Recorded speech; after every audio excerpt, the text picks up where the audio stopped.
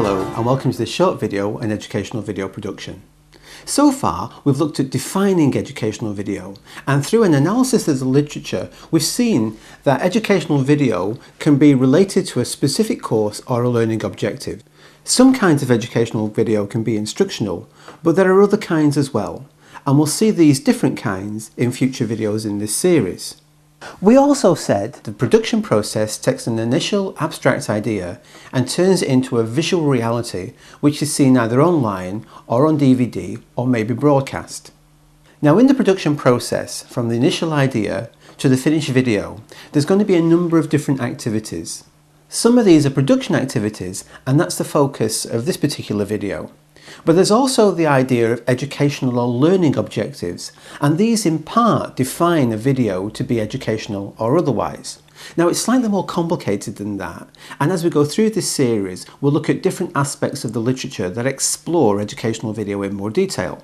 But at the end of the last video we saw that there's a balance to be achieved between aesthetics and content. If there's too much focus on content, a video may not be interesting to watch, or may overpower the viewer or the learner watching the video with too much information. Aesthetics are also of importance in producing educational video, and it may be aesthetics that help the viewer or the learner to keep watching the video and following the narrative of the video, and so engage with the content more. There's a quote here from Millicent who says that amateurish treatment soon loses its cuteness and becomes a bore. Our audience grows frustrated, confused, even reduced to laughter, but in the wrong places. To use facilities imaginatively, conveying ideas clearly and persuasively is a matter of know-how, and know-how can be learned. Now, in educational video, and in video in general, there's plenty of know-how to be learned. If we get the balance wrong between aesthetics and contents, the learner and the audience won't be able to follow us. And if we're too amateurish in our treatment of the video, then the learner may not be able to watch what we're trying to communicate them because they're sidetracked by the wrong images or the wrong sounds or just poor quality image.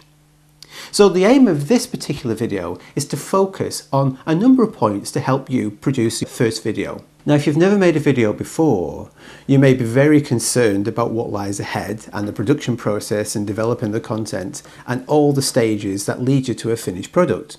You may be wondering if you can actually achieve that. But planning is really important, and in future videos we're going to look at the planning stages in more detail. In this video we're going to focus on some basic mistakes that people make when producing their first video, and we're going to start off with a scenario. Imagine that a friend has learnt of your interest in educational video, and they've asked you if you could create a short video to help students find the resources they need in the library. Now, before you pick up a camera, it's a useful thing to do to try and think about what you would try and include in this production if you was going to make it. Some of these ideas might include, for example, an introduction. You may decide to stand outside the library to show where the library is located. You may decide to use close-ups of the reference books so students can see the reference numbers on the spine. Or you may decide to use an interview and ask students about how they find books in the library themselves and the techniques they've got for finding them. There are plenty of other ideas as to what could be included in this video, and if you was making this yourself, it's a good idea to sit down with a piece of paper and write down a plan of all the different things you might want to include. Now, the example we're going to look at is one that I've previously made with a colleague, and it's been produced to include a number of mistakes. So as you watch through this video, make a list of all the things that you think are wrong with the production.